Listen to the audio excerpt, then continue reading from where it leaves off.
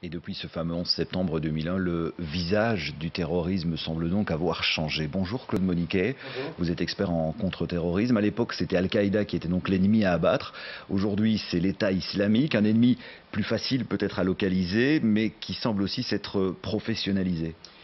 Professionnalisé certainement et qui est nettement plus puissant que l'a été Al-Qaïda. Al-Qaïda au sommet de sa gloire, si on peut dire, le 11 septembre et un peu avant, c'était quelques centaines, peut-être 1000 ou 2000 personnes, et 200, 300 millions au moment où ils ont été le plus riches. L'État islamique, c'est plusieurs dizaines de milliers de combattants, c'est le contrôle d'un territoire énorme, presque la moitié de l'Irak, un tiers de la Syrie, et c'est des milliards qui ont été volés ou qui sont L'État islamique trafiqués. est donc plus dangereux que l'État Al-Qaïda.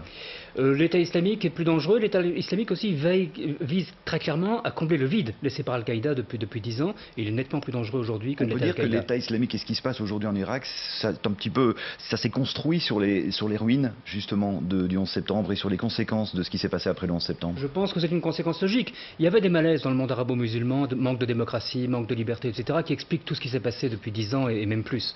Mais il est très clair que la guerre antiterroriste, l'Afghanistan, l'Irak ont produit des effets qui n'étaient pas attendus, entre autres celui-là, la déstabilisation de régions entières, et le fait qu'aujourd'hui, les États-Unis doivent faire face à un ennemi beaucoup plus dangereux que ne l'était Al-Qaïda il y a 13 ans. Merci beaucoup Claude Moniquet pour cet éclairage dans ce journal.